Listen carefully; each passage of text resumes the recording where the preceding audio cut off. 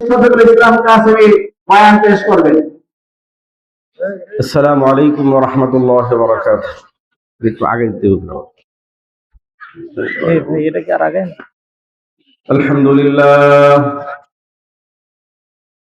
আলহামদুলিল্লাহ নাহমাদুহু ওয়া নাস্তাঈনুহু ওয়া নাস্তাগফিরুহু ওয়া নু'মিনু বিহি ওয়া নাতাওয়াক্কালু আলাইহি ওয়া না'উযু বিল্লাহি মিন শুরুরি আনফুসিনা ওয়া মিন সাইয়্যাতি আ'মালিনা। من يهده الله فلا مضل له ومن يضلله فلا هادي له ونشهد أن سيدنا وسندنا وحبيبنا وطبيبنا وطبيب أرواحنا ومولانا وأولانا ومولانا محمدا عبده ورسوله. أما بعد فقد قال الله تعالى في كلامه المجيد والفرقان الحميد.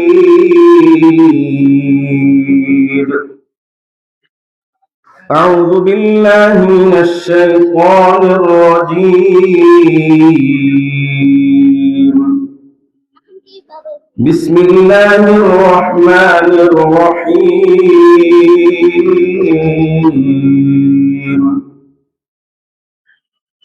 ألف لام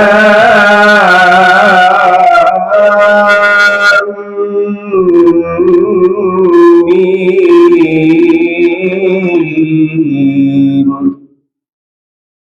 أحسب الناس أن يتركوا أن يقولوا آمنا وهم لا يفتنون. ولقد فتنا الذين من قبلهم فليعلمن الله الذين صدقوا وليعلمن الكاذبين. صدق الله مولانا العظيم. وعن أنس بن مالك رضي الله تعالى عنه قال قال رسول الله صلى الله عليه وسلم يأتي على الناس زمان الصابر فيهم على دينه كالقابض على الجمر. رواه الترمذي أو كما قال عليه الصلاة والسلام. اللهم صل على محمد وعلى آل محمد كما صليت على إبراهيم وعلى آل إبراهيم إنك حميد مجيد. اللهم بارك على محمد وعلى آل محمد كما باركت على إبراهيم وعلى آل إبراهيم إنك حميد مجيد. بلغ العلا بكماله كشف الدجى بجماله حسنت جميع خصاله صلوا عليه وآله. दर्द दिल किससे कहो कोई तो गमखार नहीं. दर्द दिल किससे कहो कोई तो गमखार नहीं. ऐ खुदा तेरे सिवा कोई मददगार नहीं. ऐ खुदा तेरे सिवा कोई मददगार नहीं. जो तू मेरा तू सब मेरा ये फलक मेरा ज़मीं मेरी, जो तू मेरा तो सब मेरा। ये फलक मेरा ज़मीं मेरी, अगर ये तू नहीं मेरा तो कोई शई नहीं मेरी। अल्हम्दुलिल्लाह। চাপাইল ইসলামিয়া হাফিজিয়া মাদ্রাসা ও এতিমখানার 2024-25 শিক্ষাবর্ষের হাফেজ ছাত্রদের পাগড়ি প্রদান উপলক্ষে এই মহতি বাৎসরিক ওয়াজ ও দোয়ার মাহফিলের সম্মানিত সভাপতি, প্রধান অতিথি, হাজারাত উলামায়ে কেরাম, ছাত্রবৃন্দ, সর্বস্তরের দ্বীনী ভাই বোনেরা, আল্লাহ রাব্বুল আলামিনের দরবারে আমরা প্রথমেই শুকরগুজার হচ্ছি যে মহান রব্বুল আলামিন আমাকে আপনাকে একটি দ্বীনী মজলিসে, কোরআন এবং সুন্নাহর মুযাকারা আলোচনার মজলিসে বসার সুযোগ করে দিয়েছেন। এজন্য প্রাণ খুলে, দিলকে উজাড় করে, হৃদয়ের গহীন থেকে উচ্চারণ করি আলহামদুলিল্লাহ।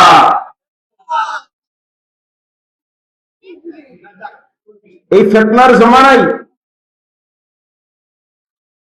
ঈমান এবং নেক আমলের অধঃপতনের জমানায়, অবক্ষয়ের জমানায় কোরআন এবং সুন্নাহর মজলিস কায়েম করা এবং সেই মজলিসে বসতে পারা, এটা খুশনসিব এবং সৌভাগ্যের লক্ষণ। জোরে বলুন কথা ঠিক কিনা? ঈমানি অধঃপতন চলছে, নেক আমলের অবক্ষয় চলছে, ঈমান হরণের মেলার আয়োজন চলছে। ঈমানদারদের ঈমানকে কিভাবে হরণ করা যায়, নেক আমলওয়ালাদের আমলকে কিভাবে বিনষ্ট করা যায়, বিভিন্ন অপসংস্কৃতির মাধ্যমে, বিদআত এবং খুরাফাতের মাধ্যমে, রুসুম এবং রেওয়াজের মাধ্যমে, বিভিন্ন উপায়ে ঈমানদারদের ঈমান, নেককারদের নেক আমলগুলোর নষ্ট করার মহড়া চলছে। চতুর্দিকে, ডানে বামে, সামনে পিছনে। ওই যে শয়তান আল্লাহ রাব্বুল আলামিনের কাছে সে চ্যালেঞ্জ ছুড়াচ্ছিল, ثم لآتينهم من بين أيديهم وعن أيمانهم وعن خلفهم وعن أيمانهم وعن شمائلهم ولا تجد أكثرهم شاكرين। শয়তান বলছিল, আল্লাহ ডানে বামে সামনে পিছনে সর্বদিক থেকে আপনার নেককার ঈমানদার বান্দাদেরকে আমি হামলা করব, তাদের ঈমানকে আমি ছিনিয়ে আনার চেষ্টা করব, তাদের আমলগুলোকে বরবাদ করার ফিকির করব। এখন শয়তানের প্রয়োজন নাই, শয়তানের ছাড়াই সেই কাজগুলো আঞ্জাম দেওয়ার জন্য যথেষ্ট। জোরে বলেন কথা ঠিক কিনা? আমাদের ডানে বামে সামনে পিছনে ঈমান হরণকারী, নেক আমল বিনষ্টকারী ফিতনা ফাসাদ আছে না নাই? এই অবস্থায় দ্বীনী মজলিস কায়েম করা, সেই মজলিসে বসতে পারা, মানুষ কম হোক আর বেশি হোক, যাই হোক, এটা খুশনসিব এবং সৌভাগ্যের লক্ষণ। এজন্য আবারও বলি আলহামদুলিল্লাহ। আজকে অল্প আলোচনার বিষয় হলো এই ফিতনার জমানায় আমার ঈমান এবং আমলকে আমি কিভাবে হেফাজত করব, কিভাবে আমার ঈমান এবং আমলের সুরক্ষা হবে, এই বিষয় নিয়ে আমরা কিঞ্চিত আলোচনা পেশ করব। আল্লাহ তাআলা যিনি কথা বলছে এবং যারা শুনছে সবাইকে আমল করার নিয়তে বলা এবং শোনার তৌফিক দান করুন, করে বলেন আমিন।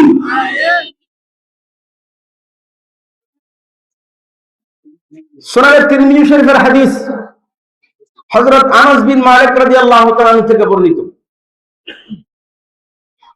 তিনি বলেন, রাসূলুল্লাহ সাল্লাল্লাহু আলাইহি ওয়াসাল্লাম ইরশাদ করেছেন,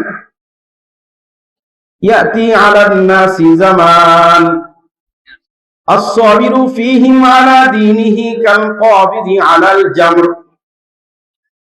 নবীজি বলেন, এমন একটা সময় আসবে দ্বীনের উপর অটল অবিচল থাকা মানুষটা কাল কাবিদি আলাল জামরি, অগ্নিস্ফুলিঙ্গ আগুনের টুকরা হাতে ধারণ করা যেমন কঠিন হবে, ঈমানের উপর দ্বীনের উপর অটল অবিচল থাকা এরকম কঠিন হবে। নবীজি কথাটা বলছিলেন কয় বছর আগে? প্রায় 1450 বছর পূর্বে। এখন 2026 সাল তো শুরু হয়ে গেল। এই সময়টাতে আসে এই কথাগুলো বাস্তব কিনা?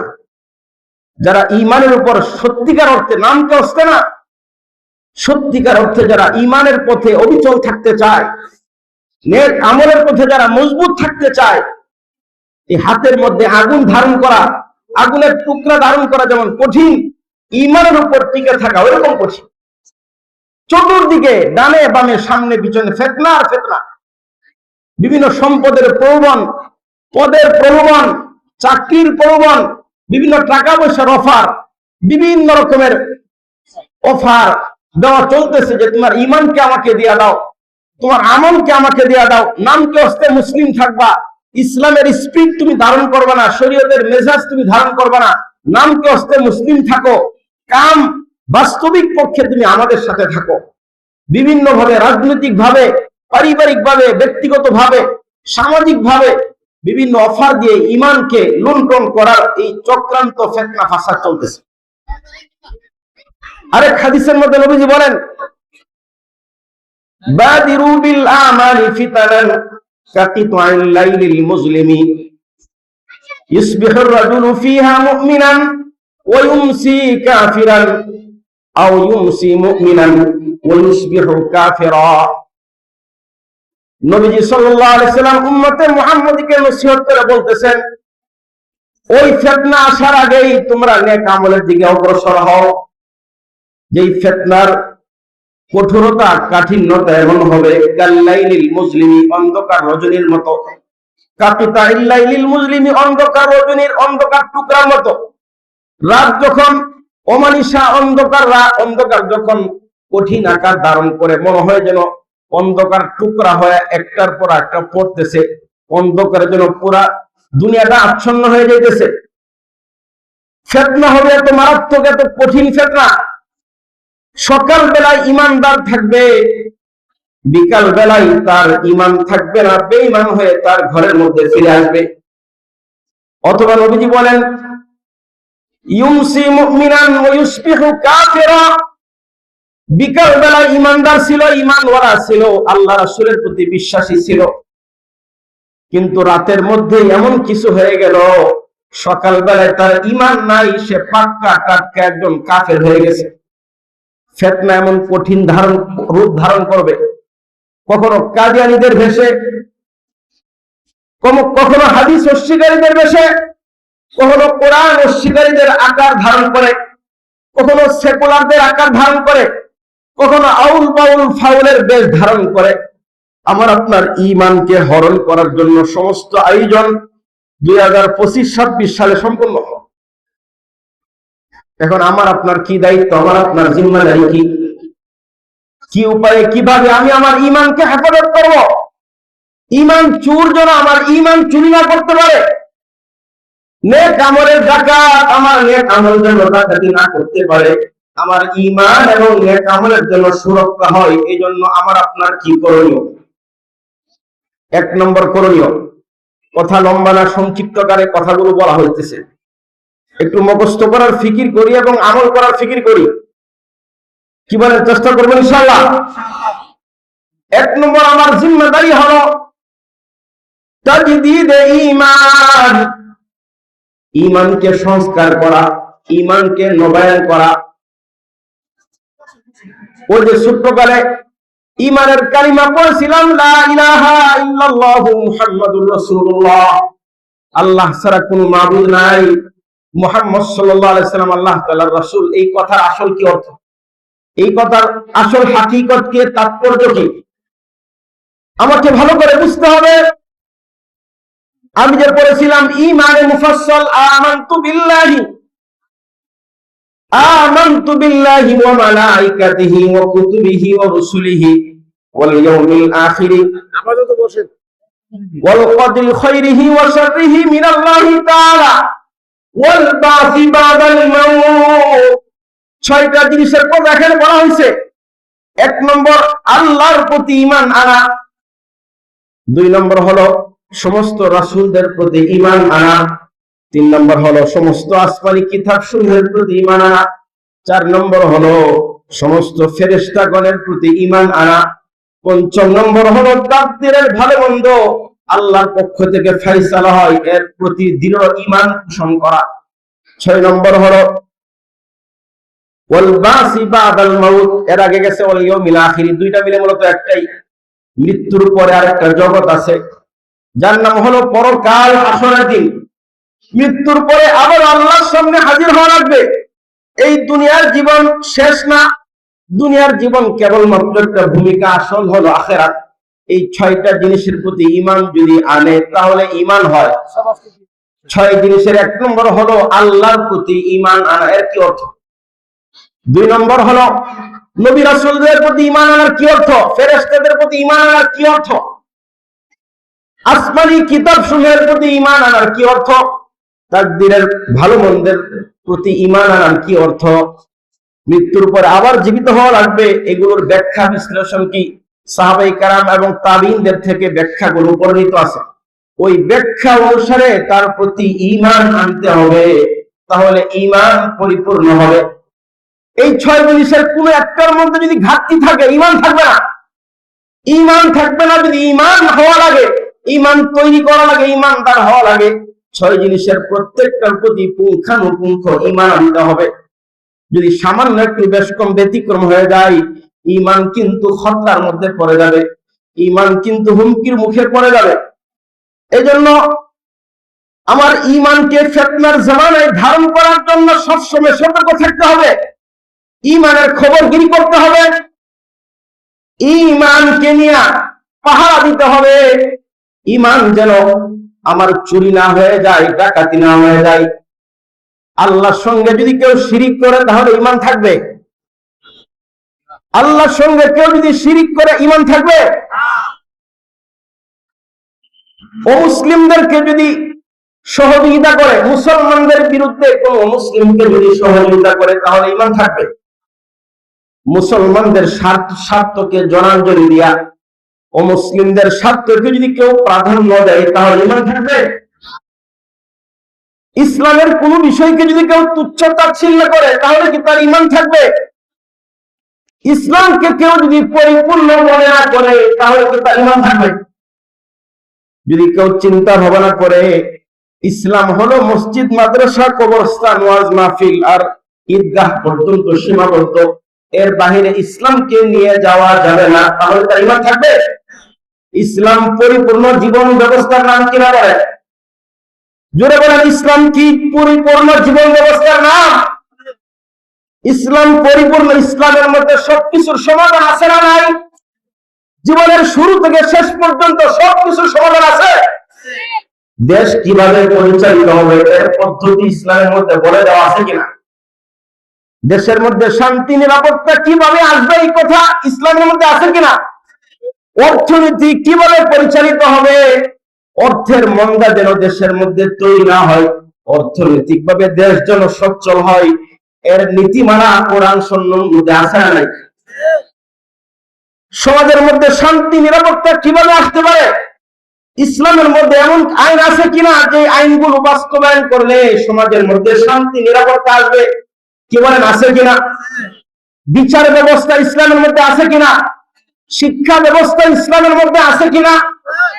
যদি কোনো আল্লাহর বান্দা মনে করে 5 ওয়াক্ত নামাজ হতে পারে, তাহাজ্জুদ গুজার হতে পারে, বিচার ব্যবস্থা ইসলামের মধ্যে নাই, কিংবা ইসলামের মধ্যে এমন ধরনের বিচার ব্যবস্থা আছে যেগুলো বাস্তবায়ন করলে দেশের মধ্যে শান্তি আসবে না, এই চিন্তা ভাবনা কেউ যদি পোষণ করে তাহলে ঈমান থাকবে? শিক্ষা ব্যবস্থা বলেন, বিচার ব্যবস্থা বলেন, প্রশাসনিক ব্যবস্থা বলেন, অর্থনৈতিক ব্যবস্থা, পররাষ্ট্র ব্যবস্থা, জাতীয় আন্তর্জাতিক, এমন কোন সেক্টর, এমন কোন অংশ নাই, অঙ্গন নাই যেখানে কোরআন এবং সুন্নাহর সুস্পষ্ট নীতিমালা নাই। কথা বলেন ঠিক কিনা? আল্লাহ রাব্বুল আলামিন পরিষ্কার করে দিয়েছেন, ইন্নাদ দীনা ইনদাল্লাহিল ইসলাম, একমাত্র আল্লাহর কাছে মনোনীত ধর্মের নাম হলো ইসলাম। আল ইয়াউমা আকমালতু লাকুম দীনাকুম ওয়া আতমামতু আলাইকুম নি'মাতি ওয়া রাদিতু লাকুমুল ইসলাম দীনা। ইসলাম হলো পরিপূর্ণ জীবন ব্যবস্থার নাম। এখানে মৃত্যুর পরে কি হবে, জানাজা কেমনে পড়া হবে ওইটা যেমন আছে, জাতীয় আন্তর্জাতিক ভাবে দেশ এবং রাষ্ট্রগুলো কিভাবে পরিচালিত হবে এই কথাগুলো ইসলামের মধ্যে আছে। জোরে বলেন কথা ঠিক কিনা? এক টানা 700 বছর পর্যন্ত কোরআন এবং সুন্নাহর বিধান দিয়া রাষ্ট্র পরিচালিত হয়েছে কিনা বলেন? তখন কি নিরাপত্তা ছিল না? ছিল কিনা? ছিল বলেন, নিরাপত্তা ছিল কিনা? রাজধানী তখন কিন্তু দেখা যায় নাই, ধর্ষণ দেখা যায় নাই, চোরাচালানি, দেশের টাকা বিদেশে পাচার করার মামলা কিন্তু তখন দেখা যায় নাই। দারিদ্রতা শূন্যের কোঠায় ছিল, যাকাত দেওয়ার মতো লোক খুঁজে পাওয়া যেত না, মাসকে মাস পার হয়ে যেত, চুরির কোনো মামলা নাই, ধর্ষণের কোনো মামলা নাই, ডাকাতের কোনো মামলা নাই। অথচ দেশের সংবিধান হলো কোরআন এবং সুন্নাহ। বোঝা গেল কোরআন এবং সুন্নাহর মধ্যে সুষ্ঠুভাবে নিরাপত্তার সাথে দেশ এবং মানুষের স্বার্থগুলোকে রক্ষা করে, দেশের সমৃদ্ধির সাথে অর্থনৈতিক শুধু না, শিক্ষানীতি শুধু না, বিচার ব্যবস্থা সহ যাবতীয় সবকিছু কোরআন এবং সুন্নাহর মাধ্যমে যদি পরিচালনা করা হয় তাহলে দেশের মধ্যে শান্তি নিরাপত্তা আসবে। জোরে বলেন কথা ঠিক কিনা? এই বিশ্বাস যদি আমার না থেকে কেউ যদি কথা বলে, হুজুর কথা বলেন, আলোচনা করেন, কোরআন হাদিসের কথা বলেন, কিন্তু ধর্মকে রাজনীতির মধ্যে টেনে নিয়ে আসবেন না, ধর্মকে টেনে পার্লামেন্টের মধ্যে নিয়ে আসবেন না, অর্থনীতির সমাধান কোরআন সুন্নাহর মাধ্যমে দেওয়ার চেষ্টা করবেন না, বিচার ব্যবস্থা কোরআন সুন্নাহর মাধ্যমে দেওয়ার চেষ্টা করবেন না, তাহলে লা ইলাহা ইল্লাল্লাহ তার কালিমা ঠিক আছে? জোরে বলেন কালিমা ঠিক আছে? ওই যে লা ইলাহা ইল্লাল্লাহ, আল্লাহ ছাড়া কোনো মাবুদ নাই, আল্লাহ ছাড়া কোনো রব নাই, আল্লাহ ছাড়া কোনো অবশ্যক উপাস্য নাই, হুকুমের মালিক আল্লাহ, হুকুম চলবে আল্লাহ, মাখলুক চলবে খালেকের দিক নির্দেশনা অনুযায়ী। কিন্তু আল্লাহর বান্দা কোরআন এবং সুন্নাহকে শুধু মসজিদের মধ্যে সীমাবদ্ধ করে রেখেছে, কোরআন এবং সুন্নাহকে শুধুমাত্র ঈদের নামাজ পর্যন্ত সীমাবদ্ধ করে রেখেছে। কিন্তু দেশের অর্থনীতি যদি কোরআন সুন্নাহ দিয়ে পরিচালনার কথা বলা হয়, বিচার ব্যবস্থা কোরআন সুন্নাহর মাধ্যমে পরিচালিত হবে, এই কথা যদি বলা হয় তার রাগ উঠে যায়, তার গুসা করে। এই আল্লাহর বান্দার কালিমা ঠিক আছে? জোরে বলেন কালিমা ঠিক আছে? কালিমা কিন্তু নাই, সব কিন্তু বললাই চলে গেছে। এজন্য ঈমান রক্ষার জন্য 1 নম্বর জিম্মেদারি হলো ঈমানের খবরগিরি করা, ঈমানের পাহারাদারি করা। এই কথা বলা যাবে না আমি তো মাশাআল্লাহ 5 ওয়াক্ত নামাজ পড়তেছি, কোন কোন কথা বললেও ঈমান চলে যায়, কোন কোন চিন্তা করলেও ঈমান নষ্ট হয়ে যায়, কোন কোন কাজ করলেও ঈমান নষ্ট হয়ে যায়। অনেক মানুষ আছে কিছু টাকা পয়সার বিনিময়ে ঈমানকে ধ্বংস করে, কোন কোন মানুষ আছে সামান্য একটা পদের লোভে ঈমানটাকে দিয়ে দেয় আরেকজনের হাতে। আরে কেউ তো এমন আছে সামান্য একটা কিছু টাকা, হালকা কিছু টাকা পয়সা, এটার জন্য ঈমানকে ধ্বংস করে দেয়। নবীজি বলেন এমন জমানা কিন্তু আসবে, দুনিয়ার সামান্য একটু স্বার্থের কারণে তার দিনকে ধ্বংস করে দিবে, দিনটাকে নষ্ট করে দিবে। এই জন্য সাবধান। আমার আপনার নবী আমার আপনার জন্য বড় হিতাকাঙ্ক্ষী, আমার জন্য বড় শুভানুদ্দায়ী। 1450 বছর পূর্বে আমার আপনার ঈমানকে হেফাজত করার জন্য সতর্কবাণী উচ্চারণ করেছেন। এমন এমন অবস্থা তৈরি হবে, ও আমার প্রিয় উম্মত, তুমি সতর্ক থাকবা, ওই সমস্ত ঈমান চোরদের পাল্লায় তুমি পড়বা না। চেষ্টা করবে ইনশাআল্লাহ। হযরত ওমর ফারুক রাদিয়াল্লাহু তাআলা আনহু, যার ব্যাপারে বলা হয় লাউ কানা নাবিয়ান বাদি লাকানা ওমর, যদি আমার পরে কোন নবী হতো আল্লাহ তাআলা হযরত ওমরকে নবী বানায় পাঠাইতেন। হযরত ওমর সম্পর্কে নবীজি বলছেন ওমর ফিল জান্নাহ, ওমর হলো জান্নাতি। নবীজি জান্নাত দেখে এসে বলতেছেন সাহাবাই কেরামের মজলিসের সামনে ওমর ওখানে বসা। জান্নাত দেখতে গিয়া সুন্দর একটা রুম দেখলাম, কামরা দেখলাম, অত্যন্ত চমৎকার। আমি জিজ্ঞাসা করলাম এই রুমটা কার জন্য? আমাকে বলা হলো এই জান্নাতের এই রুমটা উমরের জন্য বরাদ্দ। আল্লাহু আকবার বলেন। নবীজি বলেন আমার মন চাইছিল সেই রুমের মধ্যে প্রবেশ করতে, উমর সামনে বসা। মদিনাতে আইসা শোনাইতেছে, মক্কাতে আইসা শোনাই, মদিনাতে আইসা হযরত উমরের সামনে বলে ওমর আমার মন চাইছিল এখানে প্রবেশ করতে, কিন্তু তোমার যে গায়রাত, তোমার যে আত্মমর্যাদা, তোমার আত্মমর্যাদার কারণে আমি সেখানে প্রবেশ করি নাই। হযরত উমর রাদিয়াল্লাহু আনহু চোখের পানি ছেড়ে দিয়া বলতেছে আলাইকা গার ইয়া রাসূলুল্লাহ, ও আল্লাহর রাসূল, আপনি যদি আমার জান্নাতের ঘরের মধ্যে আপনি প্রবেশ করে এতে আমার কোনো আত্মমর্যাদায় কোনো আঘাত হানবে না, আপনার ব্যাপারে কোনো গায়রত আছে নাকি? আমার চোখের পানি ছেড়ে দিয়া হযরত উমর বলতেছে উমর জান্নাতি, এই ক্ষেত্রে কোনো সন্দেহ আছে? নবীজি দুনিয়া থেকে চলে গেছে, হযরত আবু বকর দুনিয়াতে নাই, খলিফাতুল মুসলিমিন খলিফা রাশিদ প্রথম খলিফা হযরত উমর দুনিয়া থেকে বিদায় হয়ে গেছে। দ্বিতীয় খলিফা হযরত উমর রাদিয়াল্লাহু আনহু হযরত হুযায়ফা ইবনে ইয়ামান রাদিয়াল্লাহু তাআলা আনহুর কাছে মদিনার কারা কারা মুনাফিক তাদের লিস্ট তার কাছে তার তালিকা ছিল। হযরত উমর রাদিয়াল্লাহু তাআলা আনহু হুযায়ফার কাছে গিয়ে একদিন হাজির গিয়া বলতেছে ভাই হুযায়ফা, মেহেরবানি করে নবীজির জমানায় হয়তো আমার আমল ভালো ছিল, নবীজি এই জন্য আমাকে জান্নাতের সুসংবাদ পর্যন্ত দিছে, কিন্তু এরপরে তো লম্বা সময় পার হয়ে গেছে, আমার ঈমানের কি হাল, আমার ঈমানের কি অবস্থা আমি তো জানি না। তোমার মুনাফিকদের লিস্টের মধ্যে আমি উমরের নামটা আছে কিনা তুমি একটু দেখো, একটু চিন্তা করা যায়। আমি আপনি সামান্য কিছু নামাজ আদায় করি, বাইতুল্লাহর হয়তো হজ আদায় করেছি, কিছু যাকাত দিয়ে থাকি, নিজেকে সাচ্চা মুসলিম হিসাবে দাবি করি। উমর জান্নাতের সুসংবাদ পাওয়ার পরও ঈমানের ব্যাপারে তিনি সতর্ক ছিলেন কিনা?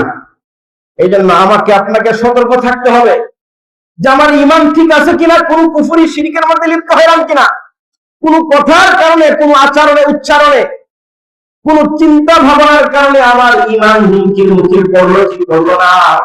জীবন চলার পথে আমাকে অত্যন্ত সতর্কতার সাথে চলতে হবে, চেষ্টা করবো ইনশাআল্লাহ।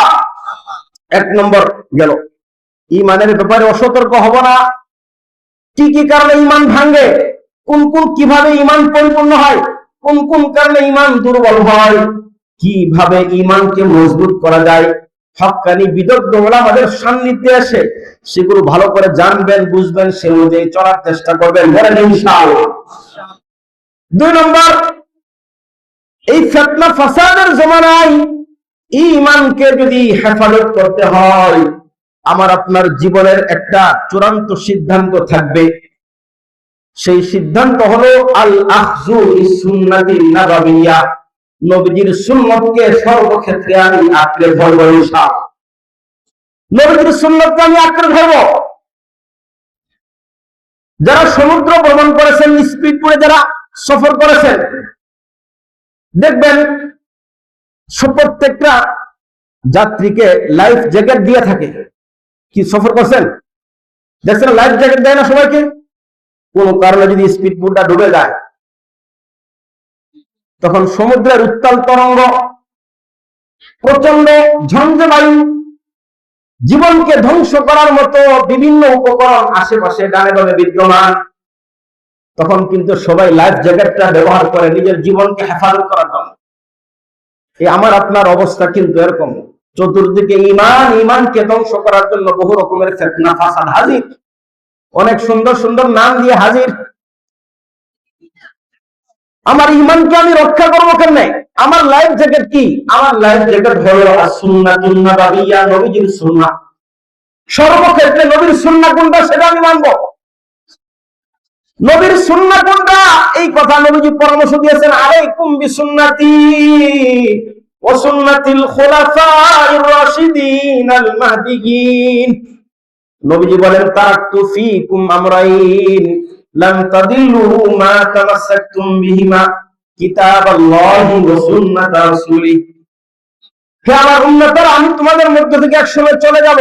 আমি সীমিত হায়াত নিয়ে আসতেছি, একসময় দুনিয়া থেকে চলে যাব। আমার অবর্তমানে তোমরা যেন গুমরা না হও, পথ হারা না হও, ঈমান হারা না হও, এজন্য দুইটা জিনিস তোমাদের সামনে রেখে গেলাম, কিতাবাল্লাহি ওয়া সুন্নাত রাসূলি। একটা হলো আল্লাহর কিতাব, আরেকটা হলো আমি নবীর সুন্নাহ আদর্শ। এজন্য জীবন চলার পথে আমার সিদ্ধান্ত এটাই থাকবে, যে কোনো বিতর্কিত বিষয়ে, যে কোনো সমস্যা যখন আসবে, এই ক্ষেত্রে নবীর সুন্নাহ কোনটা? নবীর সুন্নাহ সম্পর্কে সবচেয়ে বেশি জানেন কারা? সাহাবায়ে কেরাম। যারা বলেন কারা বেশি জানেন? সাহাবায়ে কেরাম হচ্ছেন নবীর সুন্নাহ সম্পর্কে সবচেয়ে বেশি জ্ঞাত, কারণ তাদের মাধ্যমে ইসলাম আমাদের পর্যন্ত এসেছে। as-sahabi kan nujum biayyihim iqtadaytum ihtadaytum। সাহাবায়ে কেরাম হলো নক্ষত্রের মতো, কোন একজন সাহাবীকে যদি অনুসরণ করা হয় তাহলে হেদায়েত পাওয়ার জন্য যথেষ্ট। এজন্য সাহাবায়ে কেরামের মাধ্যমে নবীর সুন্নাহকে আঁকড়ে ধরা। এইজন্য নবী আলাইহিস সালাম শুধুই কথা বলেন নাই, আমার সুন্নাতকে আঁকড়ে ধরো, এই কথা বলার পাশাপাশি বলেছেন ও সুন্নাতিল খুলাফায়ে রাশিদিন আল মাহদিয়িন। হেদায়েত প্রাপ্ত যারা খলিফায়ে রাশিদ, আমার পরে যারা খলিফায়ে রাশিদ, তাদের সুন্নাতকে তোমরা আঁকড়ে ধরবা। এইজন্য জীবন চলার পথে বিভিন্ন রকমের বিভিন্ন বিষয় বিতর্ক থাকতে পারে। এটা ঠিক না ঠিক, এটা বৈধ না অবৈধ, এটা হালাল না হারাম, এটা করবো কি করবো না, এটা মানবো কি মানবো না, কি অনুযায়ী চলবো, এমনি না ওইভাবে। এই হুজুরে বলে একটা, আরেক হুজুর বলে অন্য একটা, এই মাহফিলে শুনছি এক কথা, আরেক মাহফিলে শুনছি আরেক কথা। আমি চলবো কোন পথে? আমি তো হুজুর না, আমি তো সাধারণ মানুষ। আপনি হুজুর না হইতে পারেন, কিন্তু আপনার সাধারণ বিবেক আছে, আপনার চিন্তা ভাবনা আছে। 3, 4, 5 হুজুরের 5 রকমের কথা বলছে। কোন হুজুরের কথা নবীর সুন্নাতের কাছাকাছি, কোন হুজুরের কোরআন সুন্নাহর পড়াশোনা আছে, সে অনুযায়ী কোন হুজুরের আমল আছে। শুধু বলে নাকি আমল করে, তার পর্যাপ্ত পড়াশোনা আছে না নাই, এই বিষয় নিয়ে যদি আমি একটু স্টাডি করি, তাহলে আসল সত্যটা উদ্ঘাটন হয়ে যাবে। ঠিক কিনা বলেন? কিন্তু আমি এই ক্ষেত্রে কষ্ট করতে রাজি না। ফেসবুক পোস্ট দেখে আমি ফাইনাল সিদ্ধান্ত নিয়ে নিয়েছি, ফেসবুক মুজাহিদদের কাছ থেকে দিন গ্রহণ করা যাবে না, অনলাইন মুজাহিদদের কাছ থেকে দিন গ্রহণ করার কোন সুযোগ নাই। আমাদের পর্যন্ত কোরআন এবং সুন্নাহর ইলম এসেছে ব্যক্তি থেকে ব্যক্তির মাধ্যমে। অনলাইন, এটা যদি মাধ্যমটা সঠিক থাকে, ব্যক্তি যদি সঠিক থাকে, আপনি সহায়ক রূপে আপনি গ্রহণ করতে পারেন। কিন্তু দিন শিখার আসল মাধ্যম হলো অফলাইন। বলেন, দিন শিখার প্রকৃত মাধ্যম কোনটা? অনলাইন না অফলাইন? অফলাইন ব্যক্তি থেকে ব্যক্তি, সরাসরি ব্যক্তির কাছে নেবেন। হ্যাঁ, ওই ব্যক্তি পর্যন্ত পৌঁছাতে আপনি পারেন না, আপনি সহযোগিতা নিতে পারেন অনলাইনের মাধ্যমে, কিন্তু অনলাইনটাই সর্বনা। আমাদের অনেক যুবকেরা, অনেক মুসলমানরা, তারা দিন শিখে ইউটিউব থেকে, ইসলাম শিখে ফেসবুক থেকে, ইসলাম শিখে গুগল থেকে। তাহলে এখানে কিন্তু গুমরাহ হওয়ার সমূহ সম্ভাবনা আছে, কারণ এক পেশি আলোচনা থাকে অনলাইনের মধ্যে। যে যেটা লালন করে ওইটা কি সে বলে, অন্যটা বলতে চায়। মধ্যপন্থী আলোচনা নাই। এই জন্য বিদগ্ধ হক্কানি কোরআন সুন্নাহ সম্পর্কে যে পর্যাপ্ত ইলম রাখে, শুধু ইলম না, আমল আছে, আল্লাহওয়ালা, তার জীবন চলার গতিমতি সবকিছু আপনি স্টাডি করেন। এই লোকের চিন্তা ভাবনা কি, তার থিওরি কি, তার চলাফেরা কি, তার গন্তব্য কি, সব যদি আপনি আল্লাহর জন্য আপনি তালাশ করেন, আপনি সত্যের সন্ধান যদি ভালো করে খুঁজেন, ইনশাআল্লাহ সত্য পর্যন্ত আপনি উপনীত হতে পারবেন ইনশাআল্লাহ। কিন্তু দুঃখের বিষয় হলো, যদি আমার শরীরটা অসুস্থ হয়ে যায়, তখন আমি মালয়েশিয়া থেকে ওই বিভিন্ন দেশে আমি যাই চিকিৎসা করার জন্য, সর্বশেষ চিকিৎসা করলাম। কিন্তু দিনের ক্ষেত্রে যদি আমি অসুস্থ হয়, একটা মাসালার ক্ষেত্রে কোনো মতো পার্থক্য হলো, মুয়াজ্জিন সাহেব জিজ্ঞাসা করতেছে, হুজুর বলেন দেখি কি সমাধান। খাদেম সাহেব জিজ্ঞাসা করি, আরেক মসজিদের ইমাম সাহেব, বেচারা ইমাম সাহেব মানুষ, ঠিক আছে, ইমাম সাহেব তো সব মাসলা জানবে জরুরি না, বড় মাসলা নাও জানতে পারে। এই ক্ষেত্রে প্রাজ্ঞ ভিজ্ঞ কে আছে? চেহারা সুরত, দাড়ি টুপি আছে, পাগড়ি আছে, বস আপনি মনে করেন হুজুর সব জায়গায় আল্লাহ ভরসা। আপনার কোনো খোঁজ খবর নাই উনি ওনার পর্যাপ্ত পড়াশোনা আছে কিনা।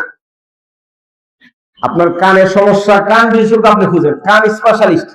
নাকের সমস্যা, নাক স্পেশালিস্ট আপনি দেখান। পেটের সমস্যা, পেটের অভিজ্ঞ ডাক্তার আপনি খুঁজে বের করেন আপনার যে মাসালায় সমস্যা হয়েছে ওই সংক্রান্ত বিজ্ঞ মানুষ আপনি খুঁজেন, ওই সম্পর্কে স্পেশালিস্ট আলেম দুনিয়াতে বাংলাদেশে আছে, সব দেশে আছে, কমার বেশি আছে, না থাকলে দুনিয়া ধ্বংস হয়ে যাবে। কিন্তু আমি আপনি তালাশ করতে রাজি না, খুঁজতে রাজি না, সঠিক কোন জিনিস আপনি বের করতে রাজি না। এই জন্য অনেকে আমরা গুমরাহির ফাঁদে পড়ে যাই, বিভিন্ন বক্তব্যের মাইর পেছে পড়ে আমার আপনার ঈমান কিন্তু ধ্বংসের মুখে যায়। এই জন্য সুন্নাহ হবে আমার জীবনের আদর্শ, আমার আপনার চলার মূল পুঁজি হবে নবীজির সুন্নাহ। আলাইকুম সুন্নতি ওয়া সুন্নাতুল খুলাফায়ে রাশিদিন আল মাহদিয়িন। নবীজি বলেন মান আকালা তাইয়িবান ওয়া আমিলা ফি সুন্নাতিন ওয়া আমিনান নাসু বাওয়াইকাহু দাখালাল জান্নাহ। এক হাদিসের মধ্যে নবীজি বলেন যে ব্যক্তি হালাল খাবার খায়, মান আকালা তাইয়িবান, যে ব্যক্তি হালাল খাবার গ্রহণ করে, ওয়া আমিলা ফি সুন্নাতিন, এবং সুন্নাত অনুযায়ী আমল করে। কি অনুযায়ী আমল করে? সুন্নাত অনুযায়ী আমল করে। বহু সুন্নাহ আমাদের সমাজের মধ্যে নাই। মুসাফা করি, মুসাফার দোয়া করি না, বলে হ্যাঁ নাম পাল্লাই ফেলাইছে, মুসাফার নাম পাল্লাই হ্যান্ডশেক, মুসাফা নাই। মুসাফার কি দোয়া করতে হয় অনেক মুসলমান জানেই না। বলেন মুসাফার কি দোয়া? ইয়াগফিরুল্লাহু লানা ওয়া লাকুম।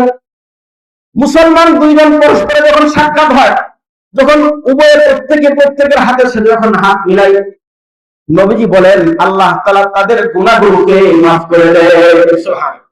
এই জন্য ওই সময় দোয়াটা কর, আল্লাহ ইয়াগফিরুল্লাহু লানা ওয়া লাকুম, আল্লাহ আমাদের গুনাহ মাফ করে দাও। এই সুন্নাতগুলো আমাদের মধ্যে থেকে চলে গেছে। মসজিদে প্রবেশ করার দোয়া করতে হবে, জানি প্রয়োজনে আমল করি। মসজিদ থেকে বের হওয়ার সময় দোয়া জানি, প্রয়োজনে আমল করি। বাথরুমে প্রবেশ করার সময় অনেকে দোয়াই করতে জানে না। আশ্চর্য, আমার জানা শোনা অনেক মানুষ আছে, অনেক আল্লাহর বান্দা, অনেক বড় ডিগ্রিধারী, অনেক বড় পোস্টে চাকরি করে। আমি জিজ্ঞাসা করলাম বাথরুমে প্রবেশ করার আগ মুহূর্তে কি দোয়া করতে হয়, পারে না। সরল সত্য একদম আল্লাহকে হাজির নাই যে বলতেছে, আমি তো অবাক হয়ে গেলাম, বলে উনি এটা জানে না। হাদিসের এমন কোন কিতাব নাই যেখানে এই দোয়াগুলো নাই। এত পড়াশোনা আছে, বাথরুমে প্রবেশ করার দোয়া জানা নাই। বাথরুম থেকে বের হওয়ার পরে কি দোয়া করতে হয় অনেক আল্লাহর বান্দা জানে না।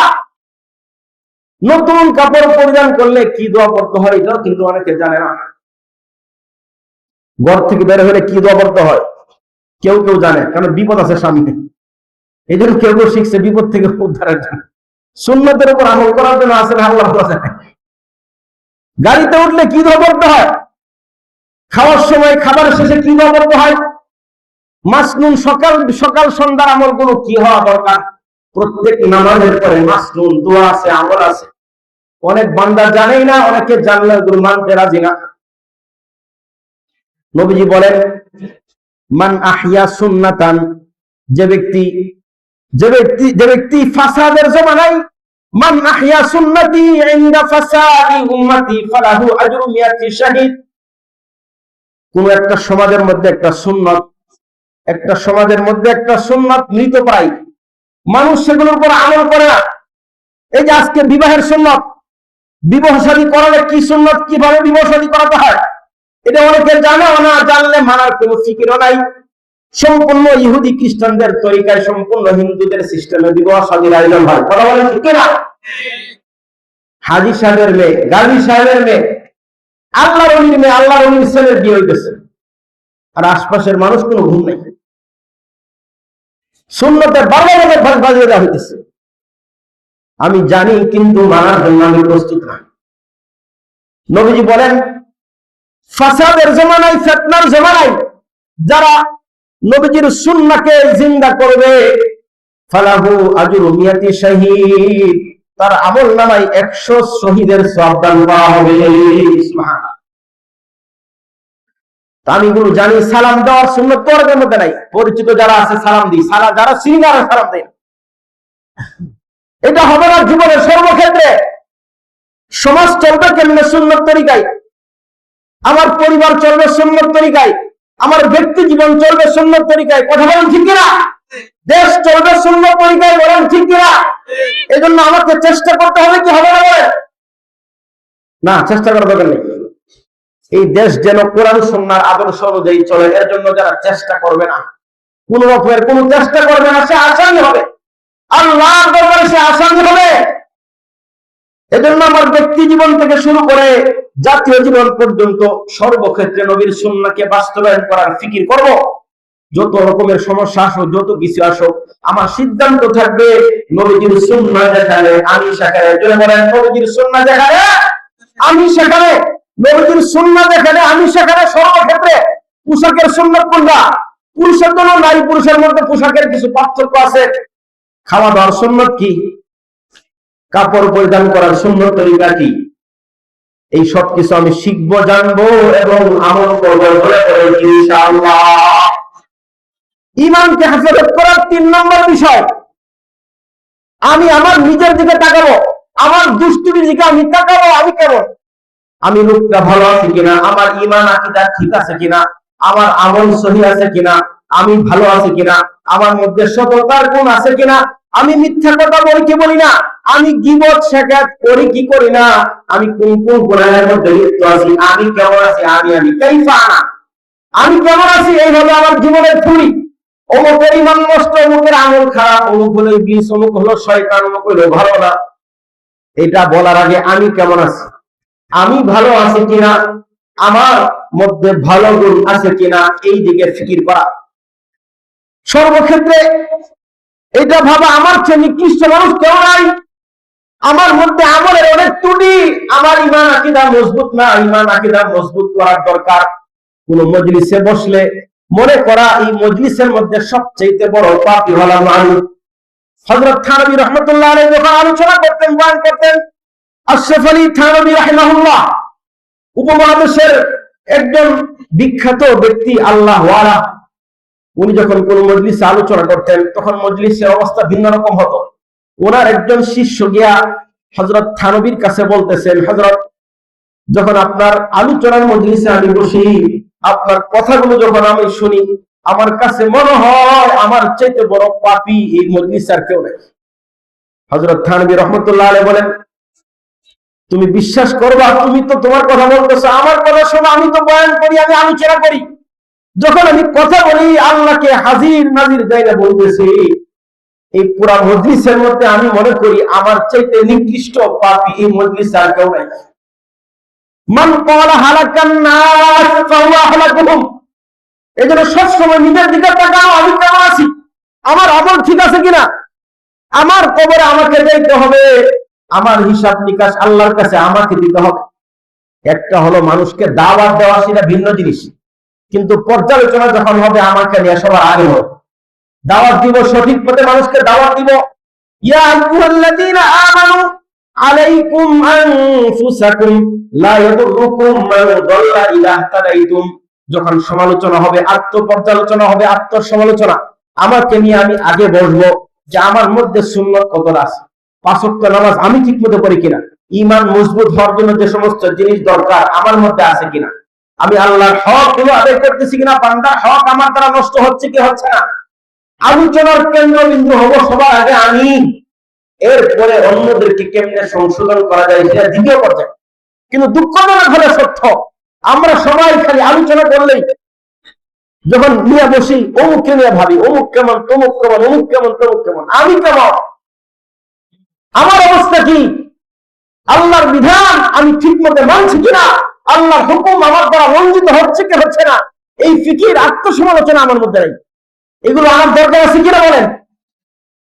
এই জন্য ঈমানকে হেফাজত করতে হলে 3 নম্বর কাজ হলো সব সময় আমরা নিজেকে নিয়ে ব্যস্ত থাকবো, নিজের পর্যালোচনা করব, নিজের দোষ ত্রুটি নিয়ে আমরা ভাববো, চেষ্টা করবো ইনশাআল্লাহ, চেষ্টা করবো ইনশাআল্লাহ।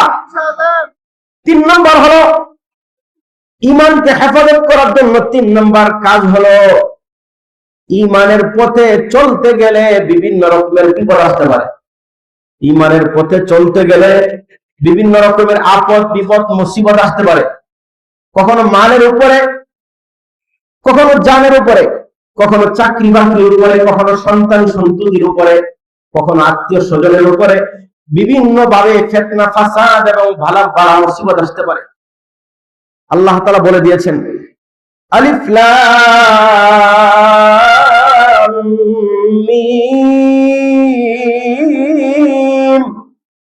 أحسب الناس أن يتركوا أن يقولوا آمنا وهم لا يفتنون আল্লাহ রাব্বুল আলামিন বলেন, মানুষ কি মনে করে যে আমি ঈমান আনছি আর তাকে কোনো পরীক্ষা করা হবে না? এটা মনে করে নাকি? তার এই মনে করাটা ভুল। ঈমানের উপর চলবে আর তার পরীক্ষা আসবে না, এটা হতে পারে।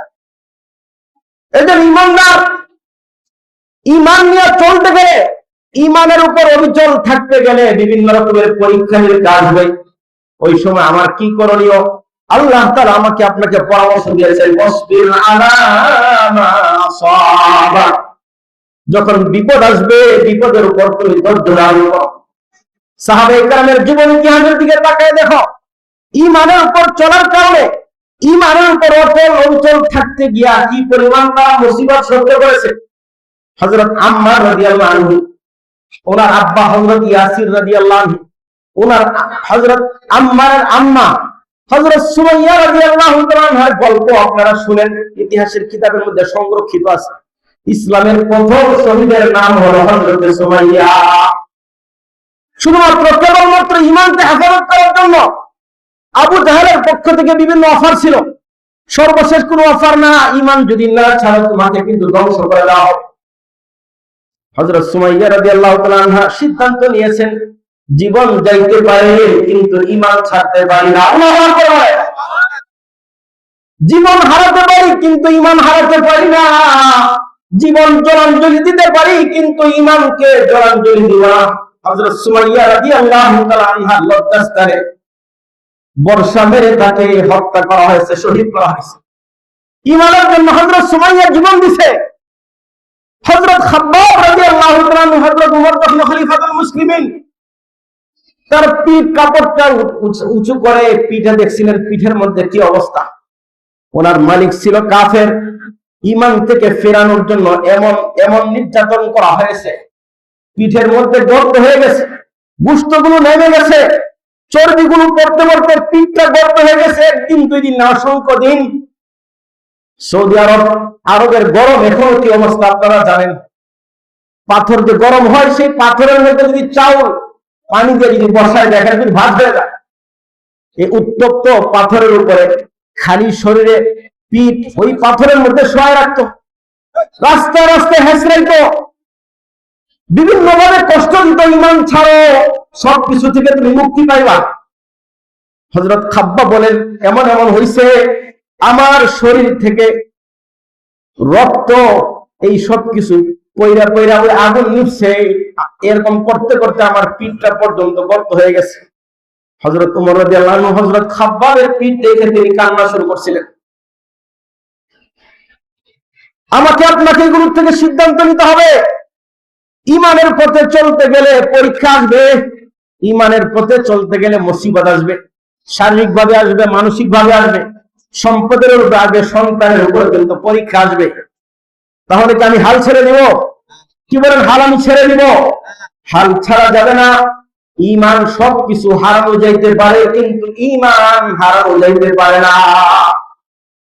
এই জন্য ঈমানের উপর অটল অবিচল থাকতে হবে। সাহাবায়ে কেরামের গল্প, হযরত আব্দুল্লাহ বিন হুযাফা, আল বিদায়া ওয়ান নিহায়া, সিয়ারু আলামিন নুবালা, ইতিহাসের নির্ভরযোগ্য দুইটা কিতাবের নাম বললাম, সিয়ারু আলামিন নুবালা। এই দুই কিতাবের মধ্যে হযরত আব্দুল্লাহ বিন হুযাফা আস-সাহমি রাদিয়াল্লাহু তাআলা আনহু গল্প লেখা হয়েছে। হযরত ওমর রাদিয়াল্লাহু আনহু জামানায় রোমের খ্রিস্টানদের বিরুদ্ধে যুদ্ধ করার জন্য মুসলিম বাহিনীর একটা বড় অংশ পাঠানো হয়েছে। সংক্ষিপ্ত আকারে বলি, হযরত আব্দুল্লাহ বিন হুযাফা রাদিয়াল্লাহু তাআলা আনহু সহ এক পর্যায়ে খ্রিস্টান সেনাপতি তাদের কাছে গ্রেফতার হলো। খ্রিস্টানদের যে ওই সময় প্রধান ছিল, তার নাম ছিল কাইসার। কাইসার মুসলমানদের শৌর্য বীর্যের কথা শুনেছে, যে তারা ঈমানের ক্ষেত্রে অনেক বলিয়ান, অনেক কিছু তারা কুরবানি করতে পারে, ঈমানকে তারা কুরবানি করতে রাজি হয় না।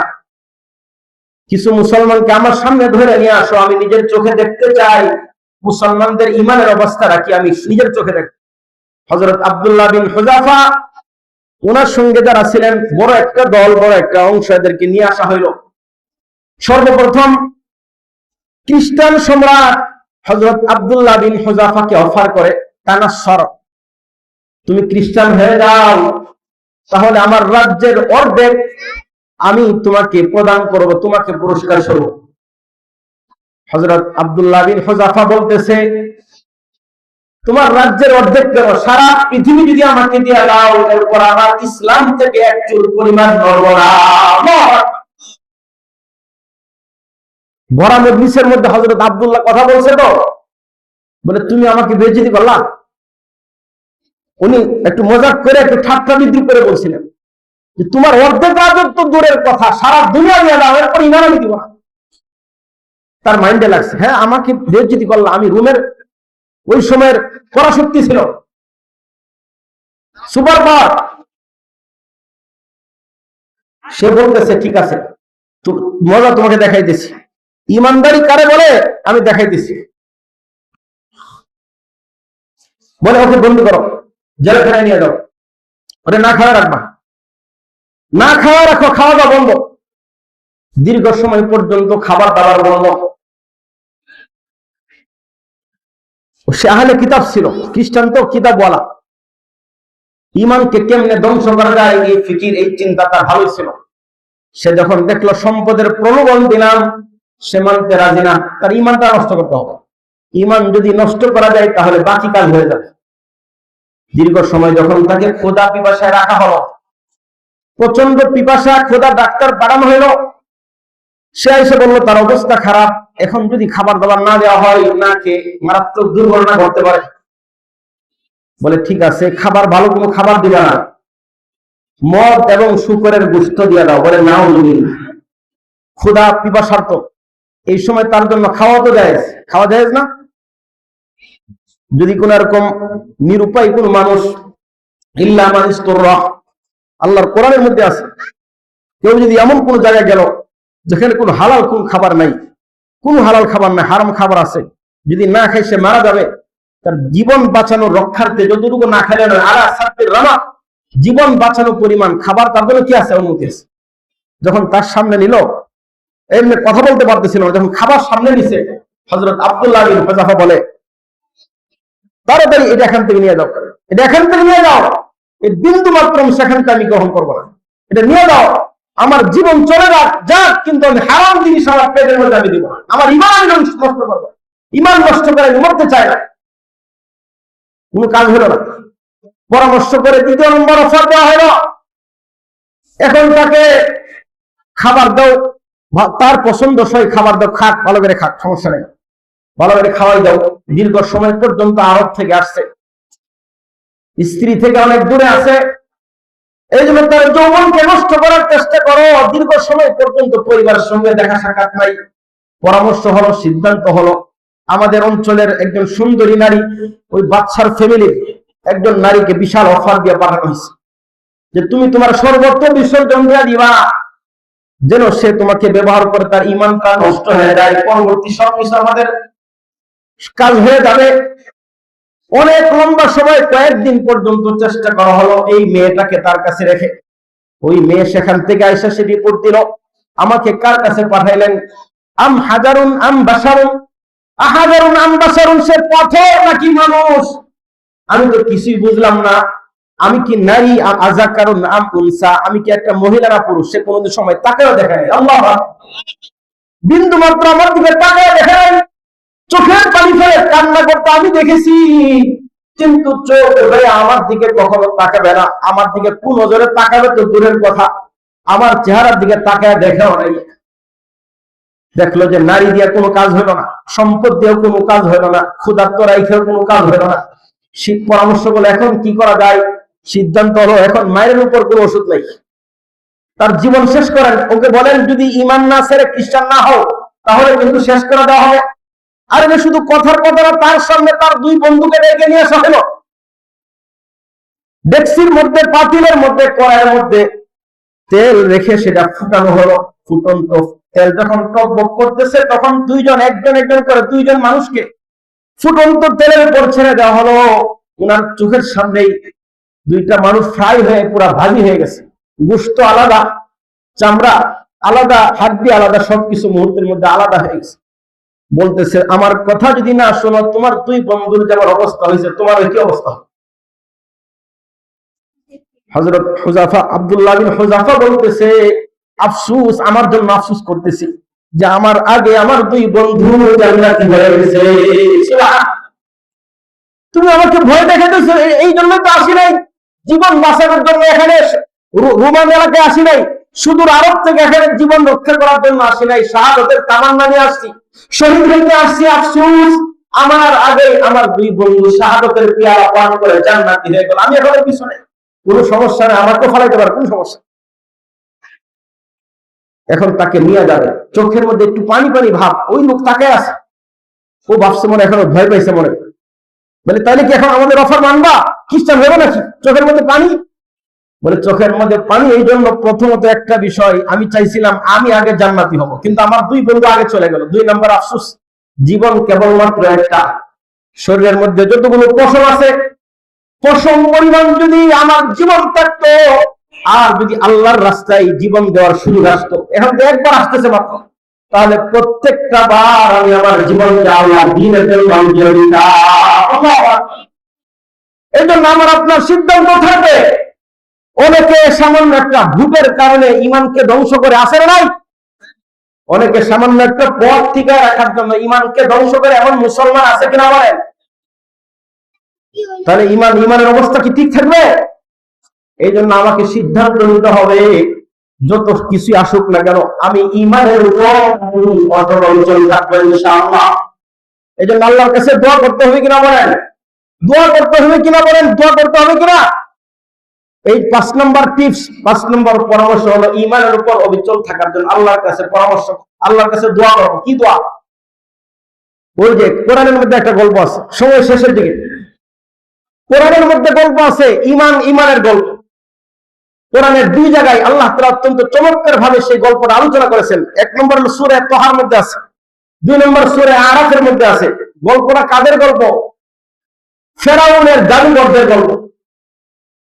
হযরত মূসা আলাইহিস সালামকে থামিয়ে দেওয়ার জন্য, তার দাওয়াতের অভিযানকে স্তব্ধ করে দেওয়ার জন্য মাঠের মধ্যে ওই সময়ের সবচেয়ে পাওয়ারফুল এবং মানুষের মধ্যে সবচেয়ে কার্যকরী প্রভাব সৃষ্টিকারী বিষয়টা ছিল জাদুবিদ্যা। যার মধ্যে যত জাদুবিদ্যা থাকে সে থাকতো এলাকার মধ্যে, দেশের মধ্যে সবচেয়ে সম্মানিত। ওই দেশের সমস্ত জাদুঘরদেরকে নিয়ে আসা হলো, মূসা আলাইহিস সালামের সাথে জাদুর মাধ্যমে মোকাবেলা হবে। হাজার হাজার জাদুঘর তাদের জাদুবিদ্যার প্রদর্শন করার জন্য মাঠের মধ্যে রশি ছেড়ে দিল, হাজার হাজার সাপ হয়ে গেল। হযরত মূসা আলাইহিস সালাম তো মানুষ ছিলেন, আল্লাহর পক্ষ থেকে ওহী আসছে, তুমি তোমার হাতের লাঠিটা ছেড়ে দাও। হযরত মূসা আলাইহিস সালাম হাতের লাঠি ছেড়ে দিয়েছেন, বিশাল অজগর ফাইদা হুয়া সুবানুল মুবিন, বিশাল অজগর সাপ হয়ে আর তাদের সমস্ত সাপগুলোকে মুহূর্তের মধ্যে খেয়ে ফেলে। এটা দেখা আল্লাহর কোরআন বলতেছে ওয়া উলকিয়াস সাহারাতু সাজিদিন ক্বালু আমান্না বিরাব্বিল আলামিন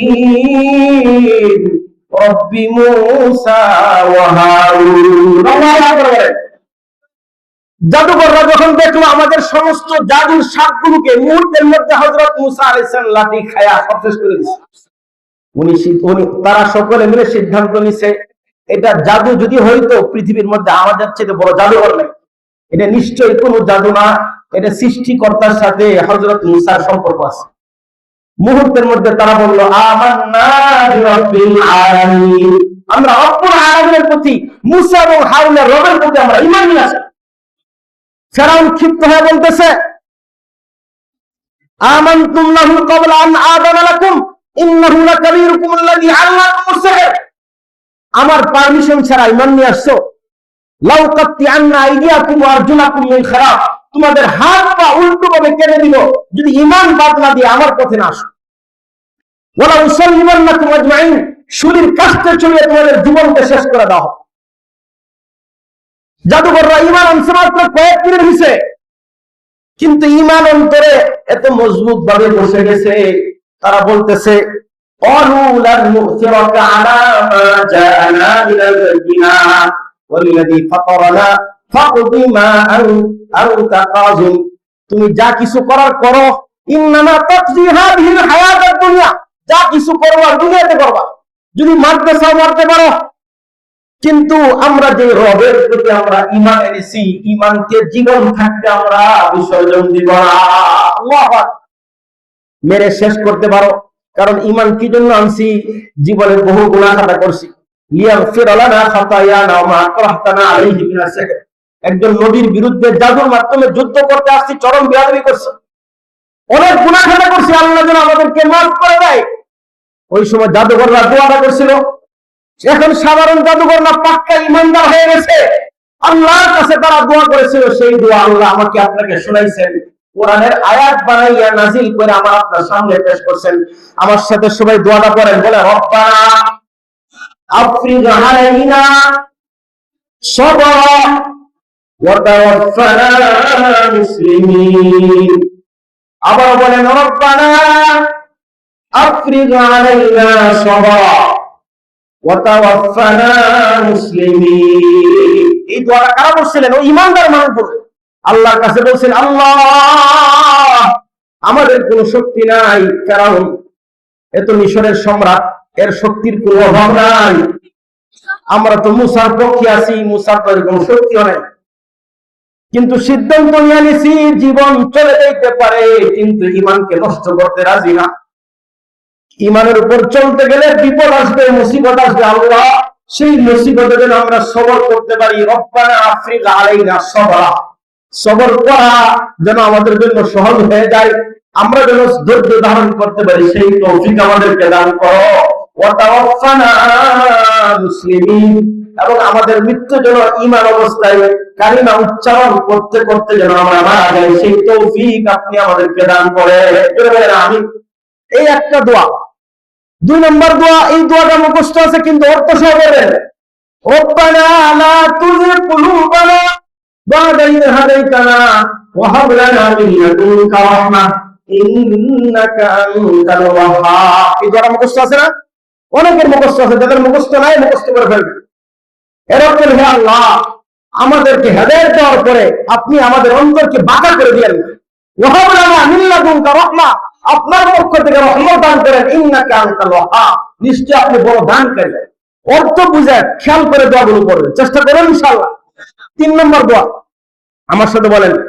আল্লাহুম্মা ইন্নী আউযু বিকা মিনাল ফিতান মা যাহারা মিনহা ওয়া মা বাতান এর পারবেন না ইনশাআল্লাহ আজানের সময় হয়ে গেছে এই তিনটা দোয়ার কথা বললাম তো মনে আছে এক নম্বর কি বলছিলাম ঈমানের পাহারাদারি করতে হবে এক নম্বর ঈমানের পাহারাদারি করতে হবে ঈমান সুরক্ষা দুই নম্বর কি আমার জীবনের স্থির হবে আমি সুন্নাহ অনুযায়ী চলবো কি অনুযায়ী চলবো সুন্নাহ অনুযায়ী তিন নম্বর আমারটা আমি দেখবো আমার অবস্থা কি আমার ঈমানের অবস্থা কি আমার আমলের অবস্থা কি চার নম্বর কি অটল অবিচল থাকবো বিপদ আসলে সবর করবো পাঁচ নম্বর আল্লাহর কাছে প্রাণ খুলে মন খুলে দিল খুলে প্রার্থনা করবো আল্লাহ তাআলা আমাদের সবাইকে সাচ্চা পাক্কা মুসলিম হওয়ার তৌফিক দান করুন